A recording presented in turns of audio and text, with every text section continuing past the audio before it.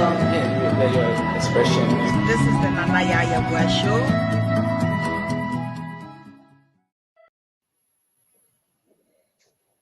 Hi, greetings everyone. Welcome to another episode of the Nana Yaya Show. I have with me today Dr. Dami Ajayi, or Jolly Papa for short.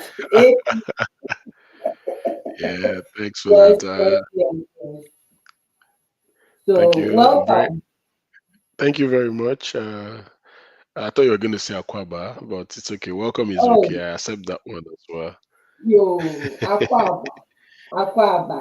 And how do you say welcome in Yoruba? Kabo, Kabo. Kabo. Okay. And I was going to dive right into it, but since we're talking about culture, we'll start with culture. And I understand you are Yoruba. Yes, I am. Very Yoruba, and proudly so too. From Ile-Ife? No, I'm not from Ile-Ife. No? But all Yorubas technically are from Ile-Ife because Ile-Ife is the ancestral home of all the Yorubas. I'm from Ibaraki, which is in Ondo State. Okay. Very interesting town. Very lovely place to come from, actually. We have a, will I say, like a preserved site of petroglyphs in our village, so in our town. Yeah, so it's kind of special place. And a while ago, when when the roads that led to the east still passed through our village or our town was one of the places where people used to stop to eat. So we were known for being very hospitable, and we made like very good pounded yam and yeah. The within Ghanaian history, there is a tribe, the Ga tribe. I know you've been to Ghana based on your works. Yes, The Ga people of Greater Accra or Ga Adan village trace their ancestral home to Ile-Ife. Oh, wow. I thought it was the Akans. I wasn't sure about that, but it's the Gas, it's right? It's the Gas. Yes. Lovely. So that's why when I heard Shina Peters' song, I thought he was speaking Ga. Apparently, it was Yoruba. Yeah, wow. I mean, that's very interesting connection. Shino Peter speaking Ga. I mean, Yes. languages are very fluid, just like people are, I guess, It's beautiful how we all connect in more ways than we are different. That is right. Psychiatry, poetry, and music. Wow. Your brains are fascinating. Thank you for that. I think that's a compliment. It is. I worked in mental health for a bit, and I was fascinated by how maybe delusions of grandeur. I was fascinated by how the brains are able to think and dream about all these things, and even when authors of and as writers, how we come up with these scenes, scenarios, and scripts about alternative worlds and whatnot. So I find the book really, really fascinating, and yours extremely so. What happened?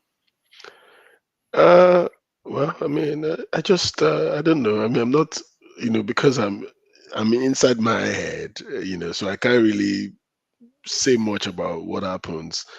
But I know that I'm drawn to the things that I care for. So I care very much for language, and I've always cared for language. I care for music, and music has always been an important aspect of my life. And I care for human beings, especially, and that's why I chose to become a doctor in the first instance, and I care Mhm. for the minds of people, and that's why I chose to become a psychiatrist. So if you see, it's just me pursuing my interests or things that make me very happy, and that's Mhm. why you find all of that connections going on. Yeah. Um, the reason why I asked that question is that, back home, when you go to school and you become a doctor, they just look at you as you being sort of a psychiatrist. Music and poetry Mm, normally is not looked as part of it. But this is the beauty of what I find with Africans, either politicians or surgeons or mm, whatnot, is the ability to merge the literature into their professions as well. And mm. they become great just like you have. So, what was your inspiration to start writing poetry? Okay. So even before I got into medical school, I've always written poetry. Mm, I I remember that when I was in secondary school, we began to read the West African verse back then, which is an anthology of writing from Africa. And this mhm. writing looked at the modern writers, that is, the first writers who wrote in before the 1930s, and then Okay. also the newer writers, the modernist writers, so to speak, like the Wole Soyinkas and the Kofi Mhm. Awonos Mhm. and so forth. And when I was reading those books, or that book in particular, I Mhm. began to to want to imitate the writers. I remember one of the first poems I wrote was a hungry poem in response to slavery at the time, and I must have been maybe 11 or 10. Um, Oh. yes, and that was how I really began. So I began by imitating the concerns or the subject or the thematic concerns of the writers at the time. And having Mhm. written those poems, I showed it around to people, and people were like, "Oh, wow, it looks like you have a gift. You should pursue Yes. this." And I listened to them, and that's why I'm still. That's why I'm here now. I've Well, published three thank books of you for poetry. listening to them. And I have to say, I thank those who pushed you further to continue to, who recognize this gift for you to continue Mm, without breaking, your feathers. yeah. Because yours is what the voices that we need at present. As the older generation is on their way out, there is a need for more people just like yourself to, fill that void and make African literature what it needs to be moving forward. So let's come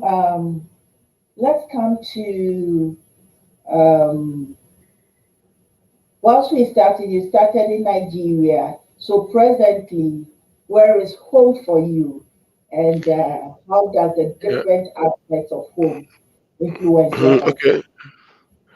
Well, I live in the UK at the moment. I live in the United Kingdom. I've lived there for the last 3 years or so. But home is, I mean, people say home is where your Wi-Fi connects these days. So home is where the Wi-Fi connects. So yeah. So the home that where the Wi-Fi connects at the moment is London. Is Um, Yeah, that's where the Wi-Fi connects. So, but I've lived all my life in Nigeria. So even when I live in this London, I am still very much invested in what happens in Nigeria. yeah. Uh, I'll listen to Sky News, and then I'll listen to channels in Nigeria Mhm, and listen mhm, to all the political issues in Nigeria. I subscribe mhm, to a lot of the bulletins. So mhm. home is somewhere in between Nigeria and the United Kingdom. And oftentimes home is these days a negotiation Yeah. between both countries. It's Mhm, difficult to say that one is, even if I don't want to when I sleep at night, I return to Nigeria in my dreams. You know, yes, find, I find that I'm in Nigeria in my dreams. Sometimes in my hometown, sometimes in Lagos. So this is really this is the dilemma of living abroad or living in diaspora. You're Yes, still very yes, much even though your body is physically present in another country, you are invested, in your subconscious by where you're from. So yeah, that's I guess that's that it. is very true. And I believe I asked that question more for myself Mm, than even for you because I'm caught as well between the here and the there. mm, That you pick up the phone, you call in home, mm, you asking how everything is going on at home mm, and yeah, solving home issues, yet still you are physically here, but your yeah, body, your mind, and your spirit is there elsewhere. with. Mhm. Mm. Yeah, that's part of the, will I say, the course and the gift of what it means to Being a live diasporan. away from your home, yeah, living abroad. Yes, yes, yes. Um, so I'm this question is more of a general question in regards to inspiration towards, writing. And Mm, maybe we'll start with the clinical blues because that was the first that was what caught my attention at really. first. Like, oh, clinical blues. Man, Mm, I could understand some of these things since mm, working night shift and whatnot. I mm, could, uh, I could, I can relate. So right. there was a beautiful here.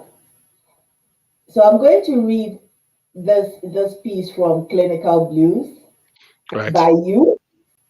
It Thank is you. an ode to Juliet. Yeah, okay. That's a good choice. Yes. Placenta persists, even after being ligated and dipped into Earth's core. Juliet, I remain your vestige, the fruit of your womb that persists like a mummified expression. I am deja vu on a certain night or day. I congeal from the crypt of passion you once shared with Romeo's surrogate. I love you more than the handsome sum in love's account, plus overdraft. And I watch earthly measures go bankrupt like Nigerian banks. I had to laugh.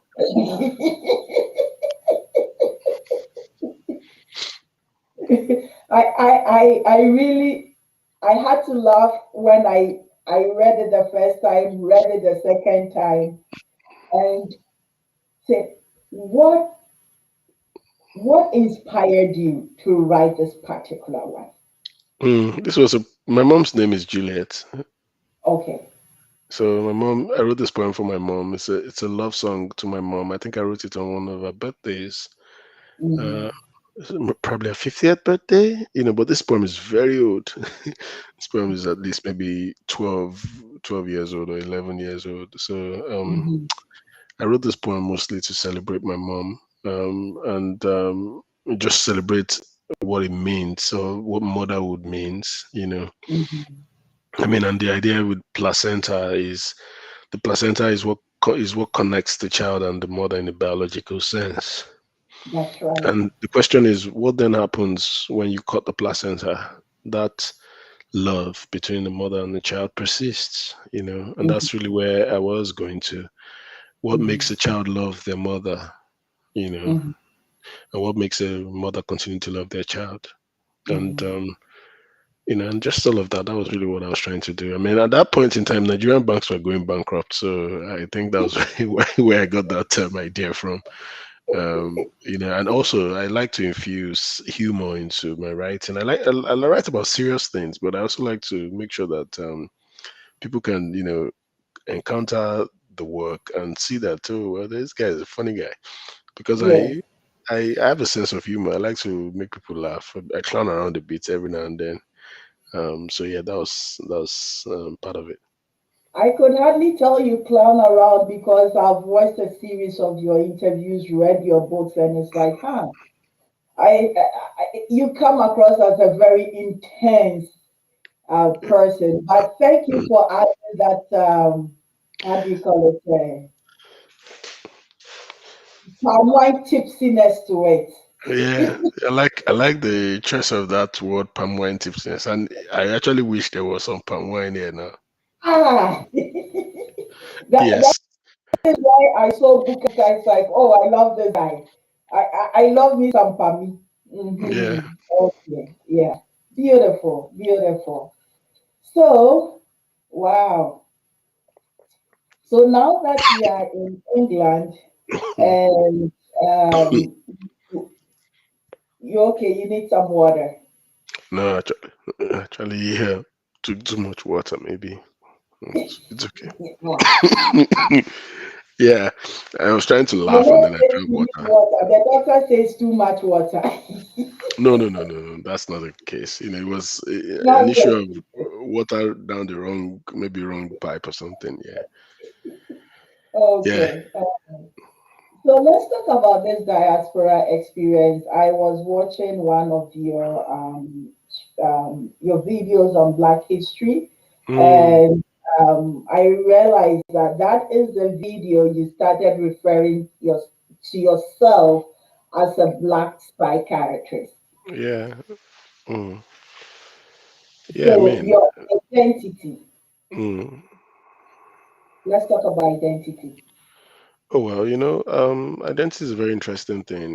When you're in Africa, where all of you are black together, nobody sees you as black. They have to look for new ways to identify you. So, are you Yoruba or are you Mhm. Igbo? Or they're using some other kinds of identifiers to work with.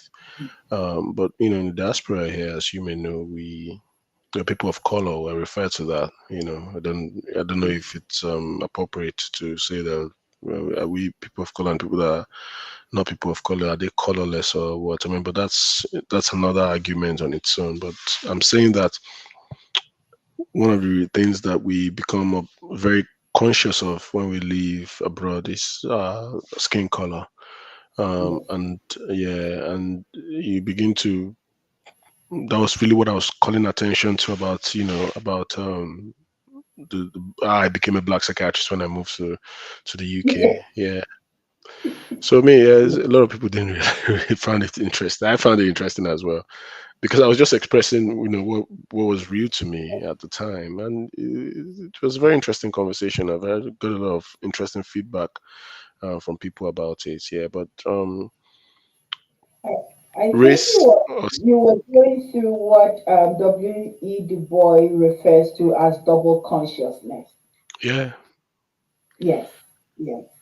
yeah. I mean, definitely, that's what it is. I mean, but that's also what being in diaspora does to you. Living abroad does Mhm. to you. It puts you in a certain kind of appraisal. You have to begin to then appraise yourself in a certain new way.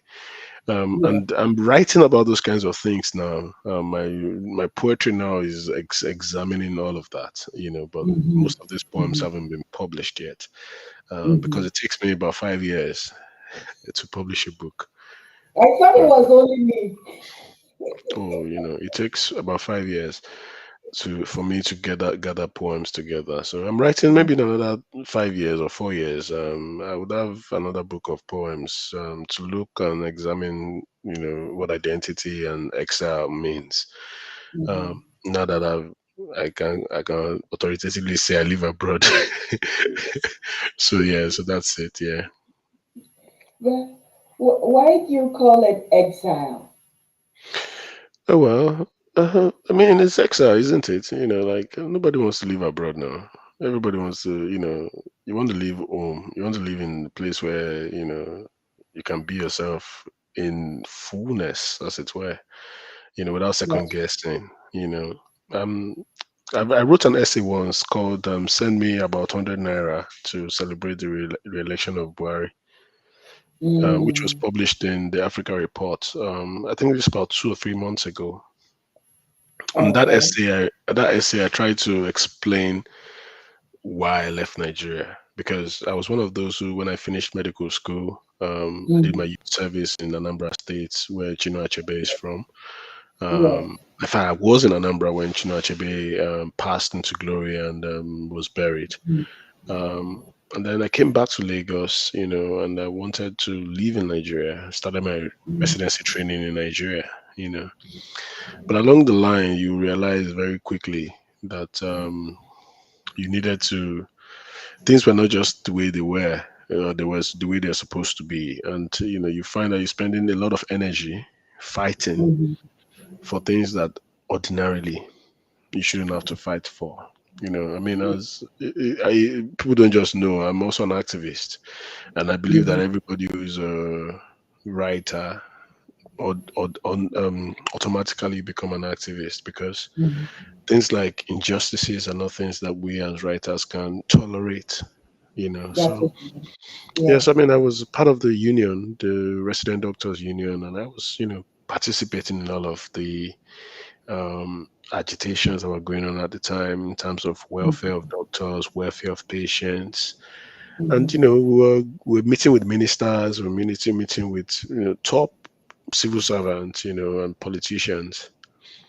And something was very clear to me about it, that the system was in serious mess, as it were.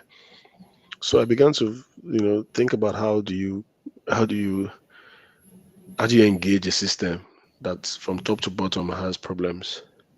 If you cannot engage the system, you need to engage yourself and work towards some sort of self-determination, And so that's really where it begins. It begins where you begin to look at yourself as a separate entity, and you say, like, what can I do for myself? How do I improve my own lot, and that of my family, and that's really what it's about, And my essay was really interesting in the sense that I looked at the relationship between the naira and the dollar through the conversation.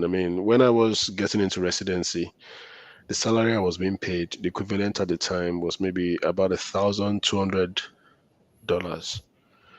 Now, the salary that you're being if I was working as a consultant in Nigeria now, the salary I'll be paid is less than $1,000. Because of inflation. Yeah, inflation and everything, the naira falling apart and all of that, you probably be not up to $1,000.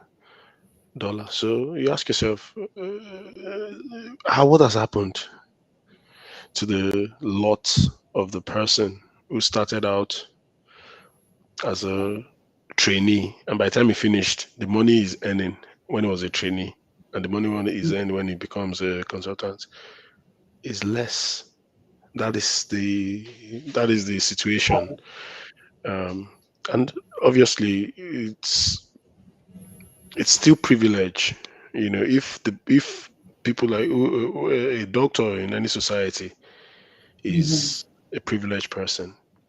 So think about someone who's not even a doctor, someone who didn't even finish school or doesn't have like a university degree.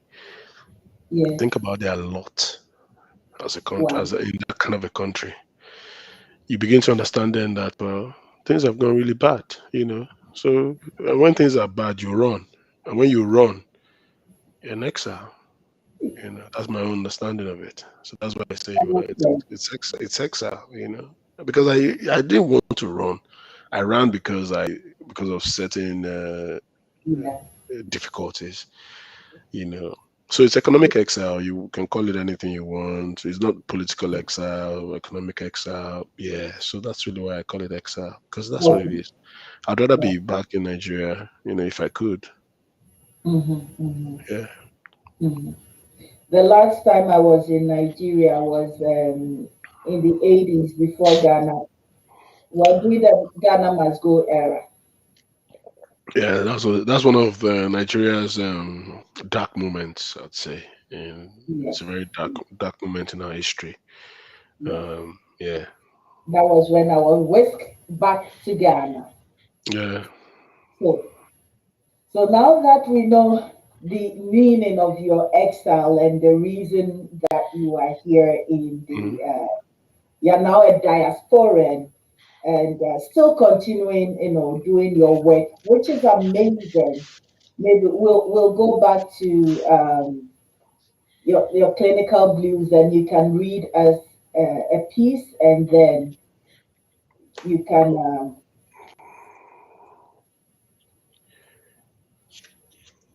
You want me to read you a poem, or do you want me to read any poem, or do you want me to pick a poem to You read? know me and the booker. There's a new booker in me. Oh, actually, the poem was written for a place, for the place Yeah. called New Buka. There was a place we used to hang out there in school.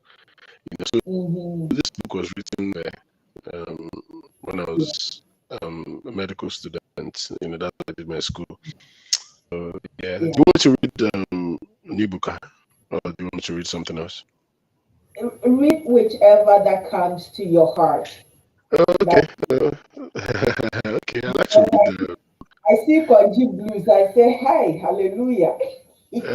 Those are poems of passion, isn't it? Yes, Uh, I uh, I'm going to read on Clinical Blues. I will read Clinical Blues 7, which I think is really one of my most well-received poems.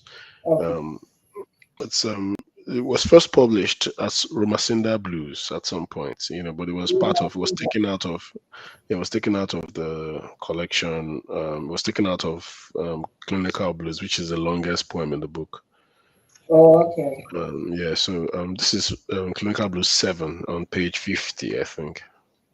Mm-hmm. I read. Yeah. The man with the bald pate is Yeah. Ward 7. Mm-hmm. We are mere gatekeepers. Romacinda. Isn't that upper room glossolalia? But Keke says it's a synonym for God, the answer to all things. The beauty of intactness has made science God's aficionado, but bantering angels commit glitches that seep right out of God's showroom, like a set of identical twins who need alloperidol. Allos for pretty dolls. Out of context is a new differential for intactness. But who will buy reality's wool when silken fantasies cast silver spangles on man's consciousness? Let my mind also play tricks on me, make my wishes flagellate like wands at the magician's conference. Anything but haloperidol for this schizophrenic poet. Romacinda. Isn't that upper room glossolalia? Bokeke says it's a synonym for God, not the answer to all things. Thank you. Wow. Okay. Yeah. So, Who or what is Roma Cinder? oh well, I mean, so Romacinda, this poem was the first patient I encountered when I was rotating through the psychiatry unit. Yes. That was the person who told me about the Romacinda equation. So the Romacinda equation was something he had said, that it could solve all things. And then Mm-hmm. I asked him to write it down for me, Mm-hmm. and he wrote something that didn't even make sense. To So you. yeah, he wrote it, and I began to think about what he was saying. What is the Mm-hmm. answer to all things? Mm-hmm. Maybe God. Um, and at that point started. So the poem was about me engaging with this concept, so to speak. Mm-hmm. And talk about God, talk about mental health or mental illness, and medications like haloperidol. So Yes. yeah. And after I wrote the poem, I knew I was going to become a psychiatrist. It just was very clear to me Yes. after I wrote this poem about 12 years ago. No, more than 14 years ago. Time, Yeah. time does run away from us indeed. Yeah, once I wrote the poem, I knew that this was what I was going to do the rest of my life. So yeah. Yeah. Wow. There is, oh, that's the other part, volume 7. There's nothing noble about playing God.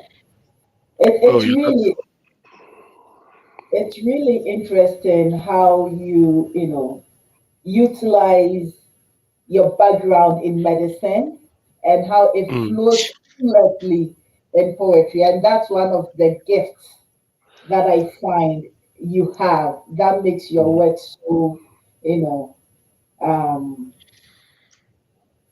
pleasant. One of your other pieces, Requiem for an Asphyxiated Neonate. Oh, by the yeah, way, my background is labor and delivery. So yeah. I do go to the poems that actually uh, resonate very well with me. Yes, Mm, yes. yeah, I mean, these poems are written for real people, you know, Mhm. for real experiences. And for me, that's where poetry often comes from. It comes from things that moves you. Yes.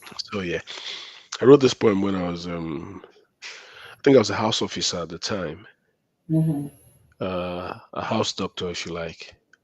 Yes. And I'd fallen in, well, usually I'd fallen in love with this patient who had asphyxia. And I was so keen on this child making it, so to speak.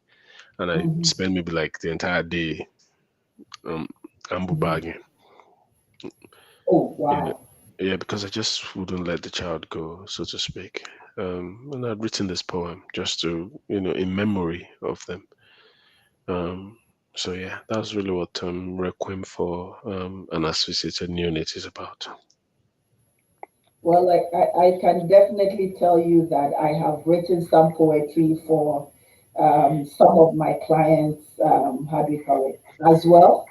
Mm. And that leads me to a very important question is that how do you find writing this poetry helping you with dealing with pain, loss, um, tragedy, this sort of tragedy? How do you find that it helps you deal with that? Well, I mean, poetry is as important as prayer is, Mhm, because if you look at prayer as well, mhm, there's a certain succinctness that prayer aspires to when you're talking to your creator, to God, to higher force.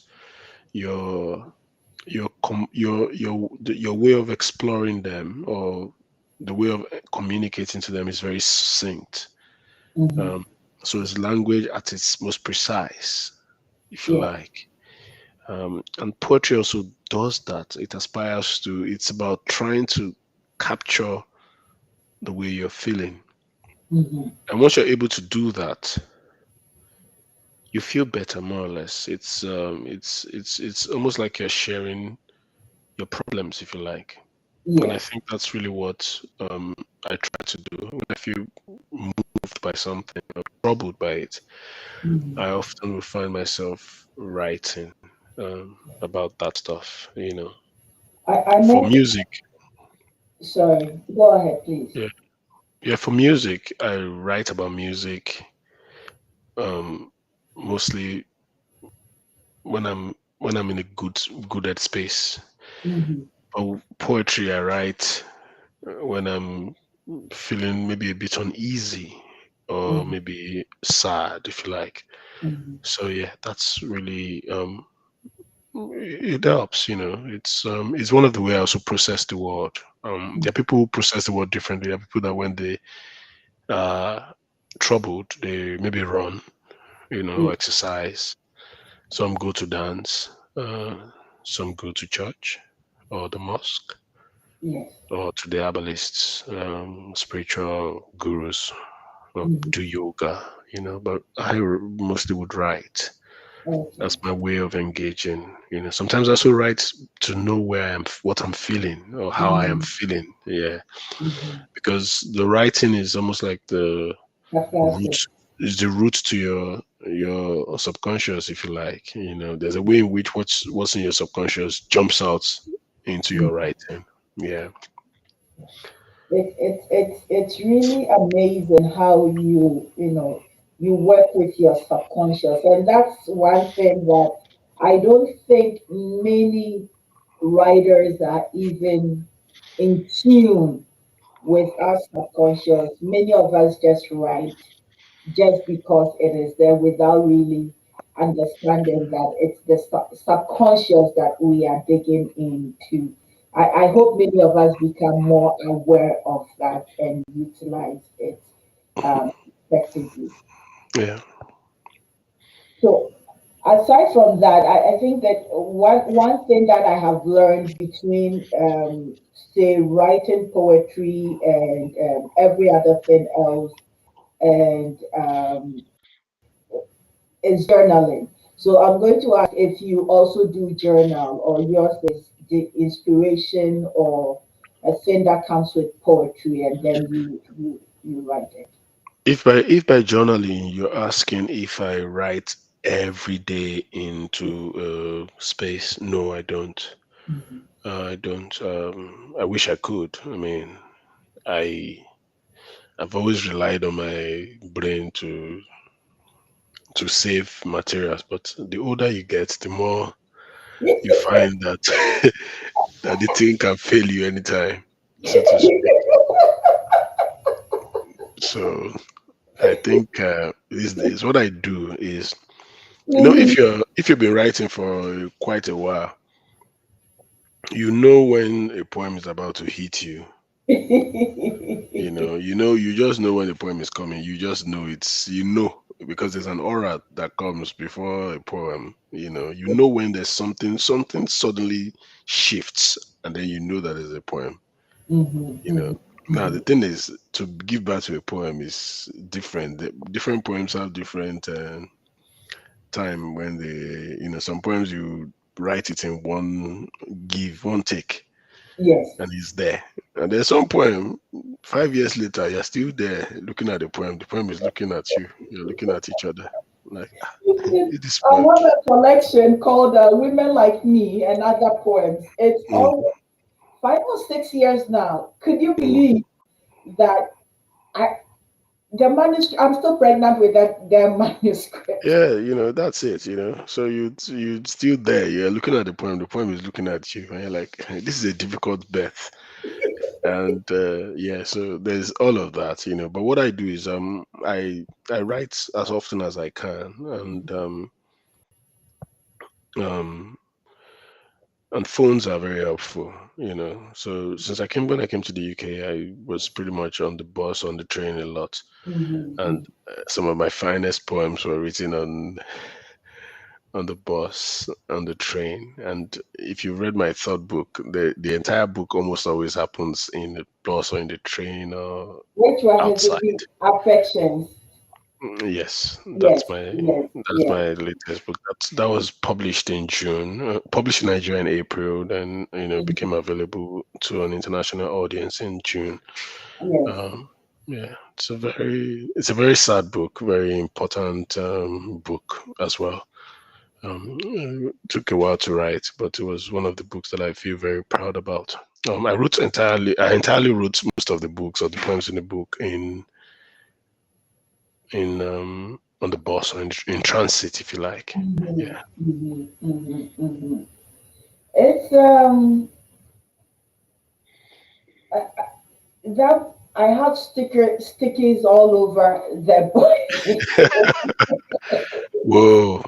A lot I'm of stickers. I'm trying so much that I don't want this conversation to become so academic, because Okay. yes, I find if I don't take care, we'll go more into academic analysis and more like into the medical aspect. I'm trying to gain a balance, but Well, I hope I'm helping. I hope I'm not.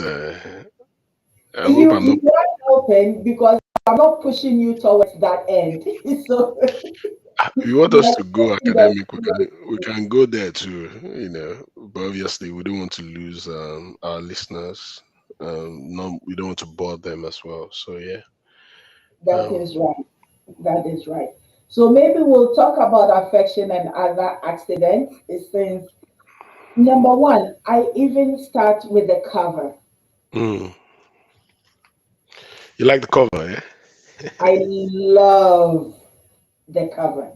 Yeah, I can't take any of the credit for that.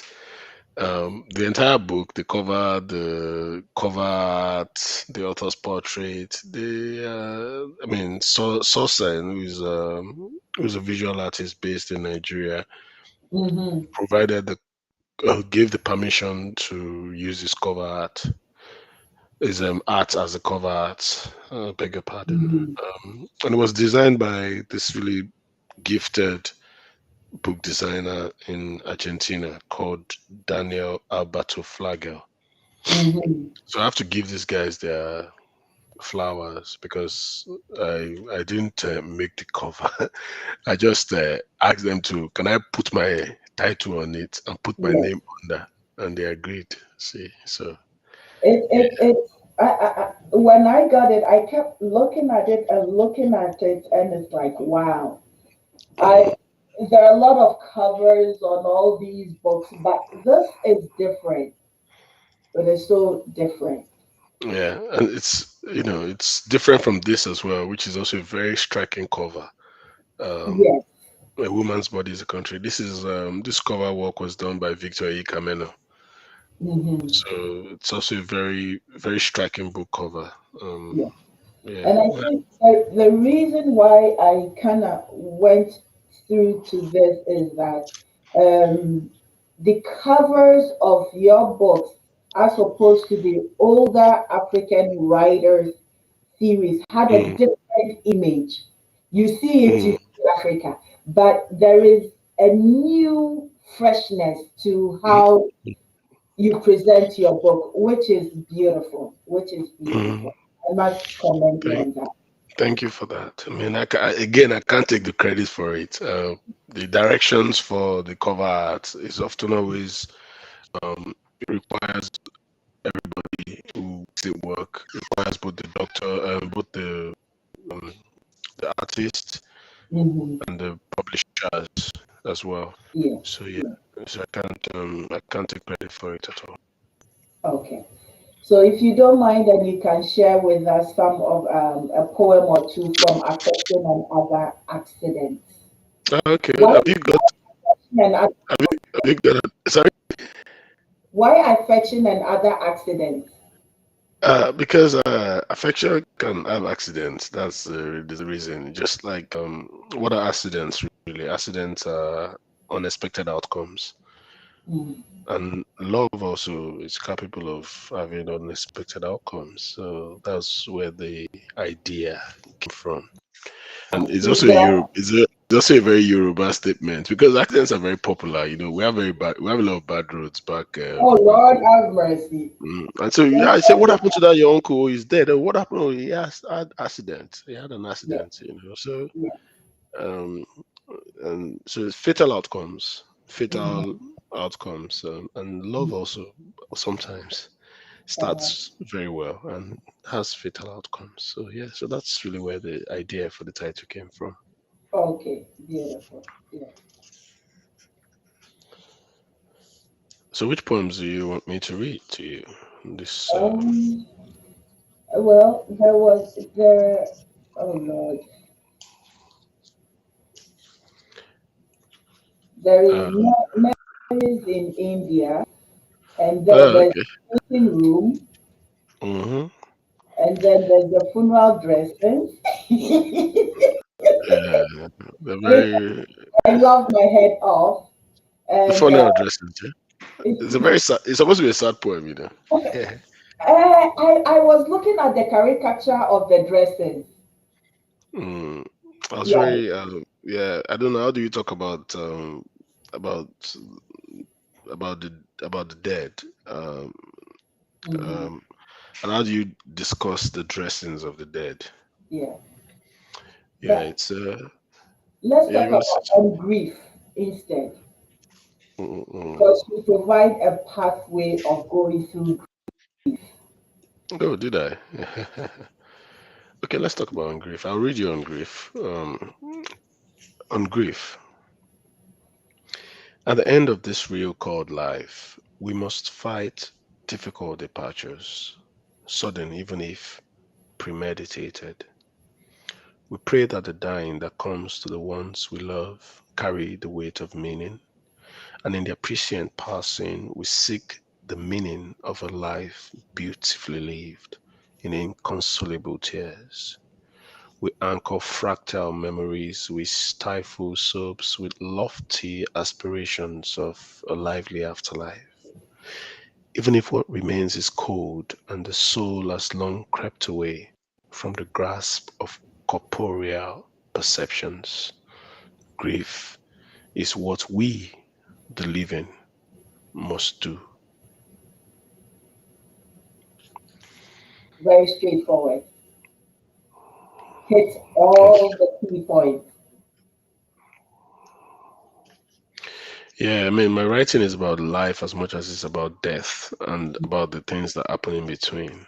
So, I write a lot of poems. I have written a lot of poems that seem to confront or contemplate the death, as it were, Yeah. because it's an outcome that will come to all of us, whether we like it or not. And unfortunately, we also don't know how or when um, it will happen. So it's something that should leave us with a bit of unease, and also something that should leave us with a need to live deliberately. Deliberately, yes. For that, I fully, fully, fully agree with you.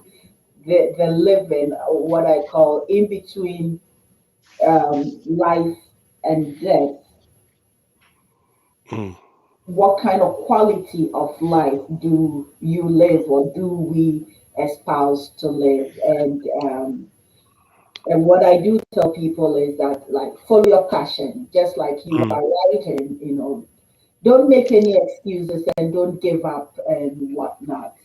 mm, I never saw myself as a nurse in the beginning, in a mm, sense that I was supposed to go to secondary school, SS, senior secondary school, to go do mm, English literature and French. I got there. I got there and I changed to science. I became a science student. And mm, some of the decisions that you make earlier on in your life as a mm. teenager, it follows suit to, So but I yeah. stopped writing. Mm, I never stopped writing. I've always been writing, writing, writing up to this point, and I still write. But just like yourself and any person listening, a young writer or writers coming up, don't don't lose this aspect of yourself. For me, poetry or script writing or short story writing or musings are my stability. They are my mm, anchor. As I say, I offload, download, or just throw it out there. mm. Clear the space upstairs. And as a psychiatrist, you can tell when you keep too many stuff in your head. Well, you have to go see Dr. Dami Ajayi. Well, we need to we all need channels to explore our Mm, thoughts, explore our yearnings, and to put them down. mhm, Problem shared is a problem solved or half solved. mhm. Yeah, so I totally agree with you. Totally. Before I came on, I took a look at one of my books, and there is how do we call it, a poem that I wrote, which is published in the Mm, book. And this is one thing about our writing that many people also don't realize, that sometimes we put wishes across in our words, and they do mm. come. Yes.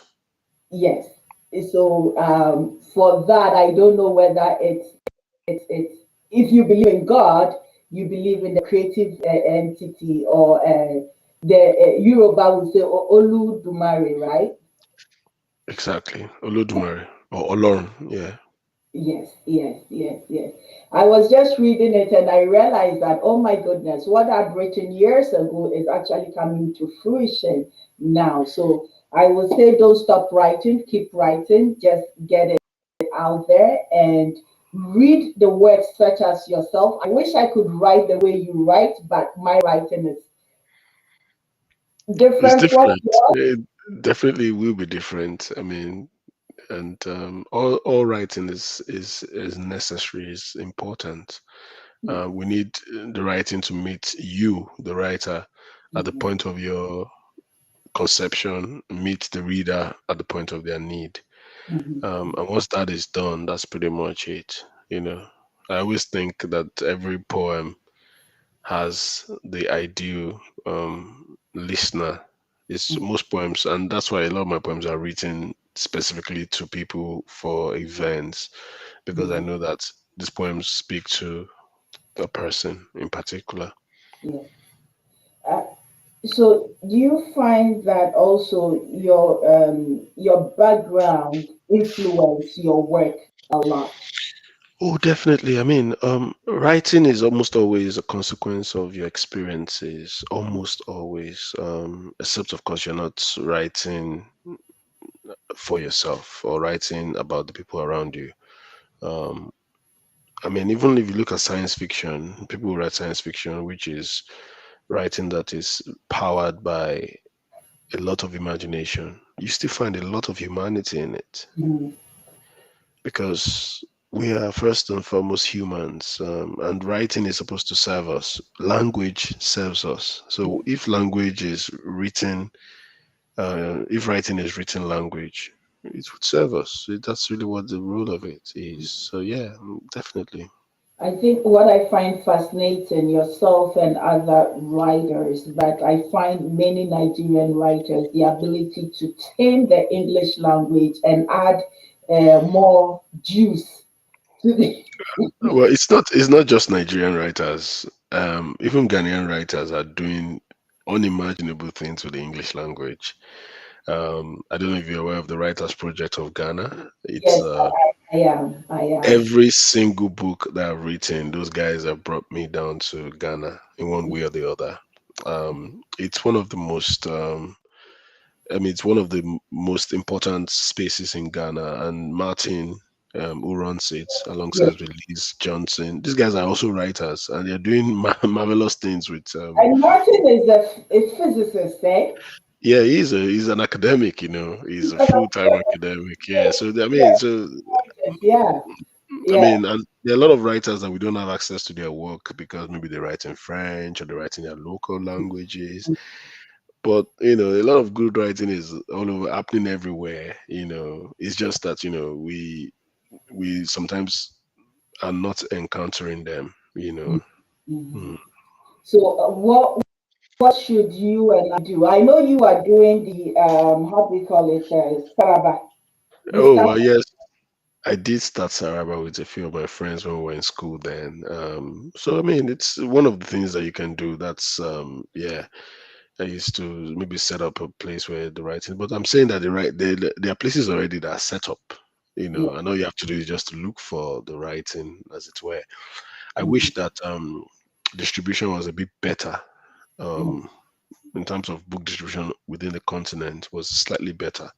Yeah. But we're where we are. A book that is going to Cameroon from Nigeria sometimes has to go to Europe before it comes back to.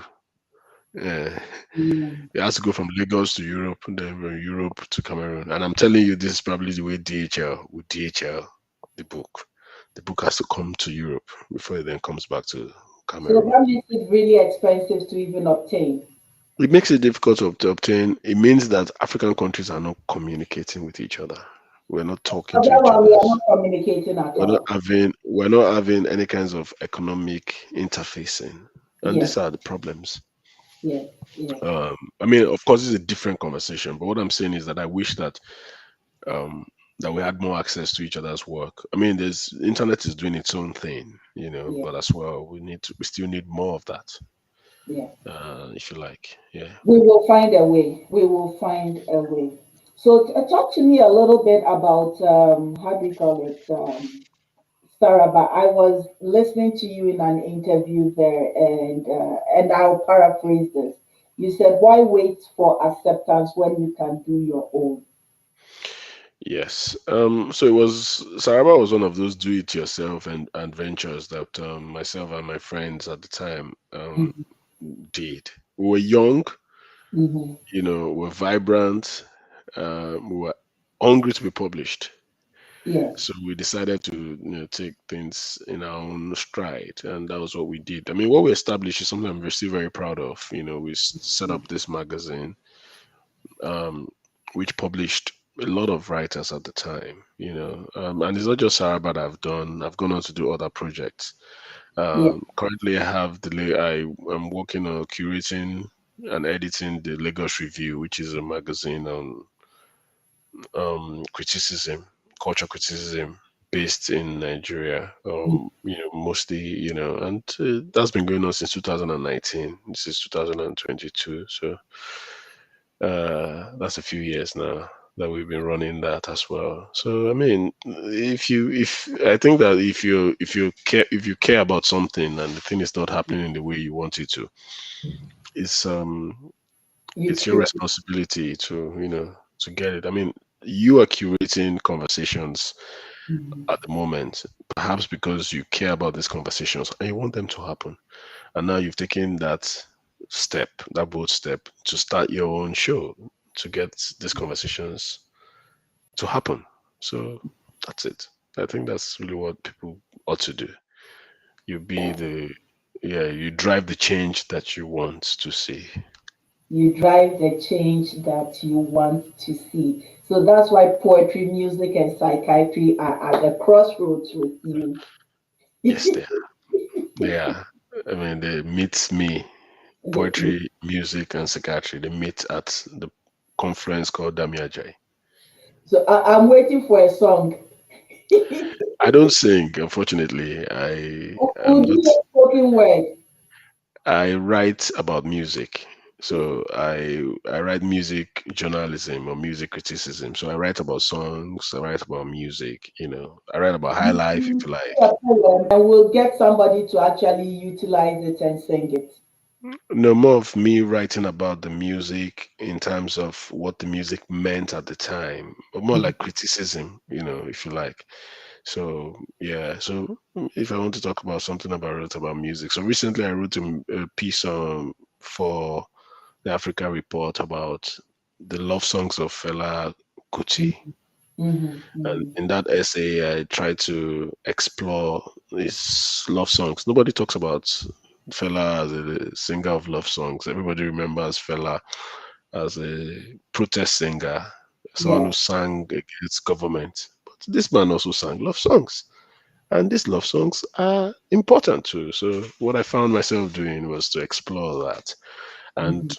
you know, I've written about music a lot. I read about high life a lot because high life is was very important music that bound or brought a lot of coastal African, West African cities together. Accra, Lagos, Don't you know. get me started. That is my second love.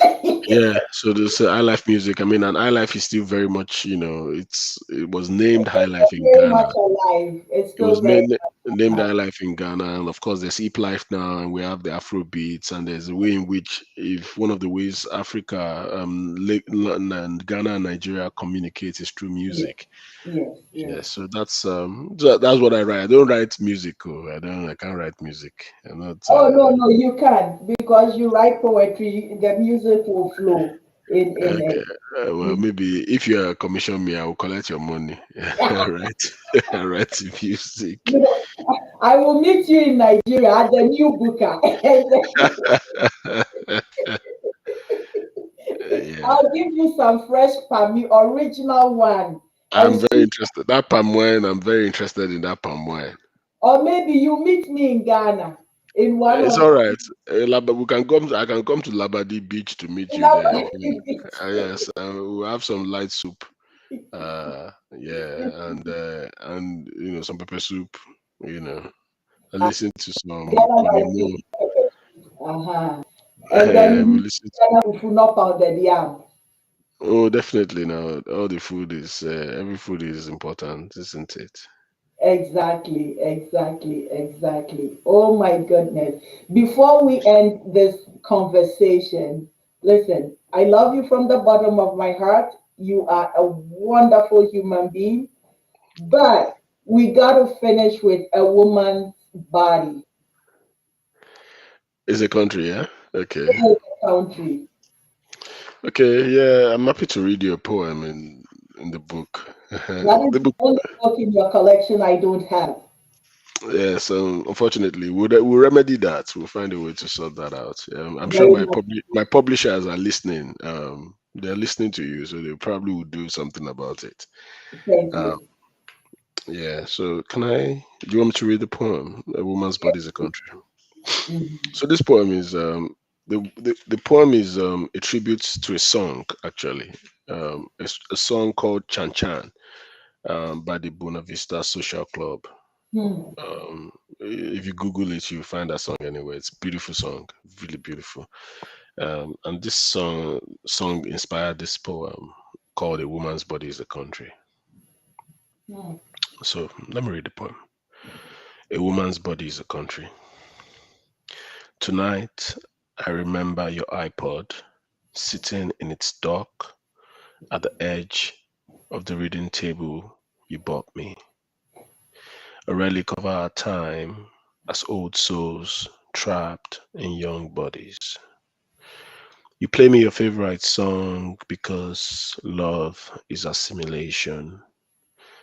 I ask what Chan Chan means. You say you do not know, but it must be about patriotism, of love for country, hands shaking the Cuban flag, hearts swollen with national pride. But this is not what Wikipedia says. It's a love song about Chan Chan and Wanika, a man and his woman building a house on a beach. Chan Chan collects sand and puts it on the heap. Wanika shakes the heap and shakes herself. And when she shakes herself, Chan Chan is aroused. But this too is patriotism, the loyal swelling of a man's body, because a woman's body is a country.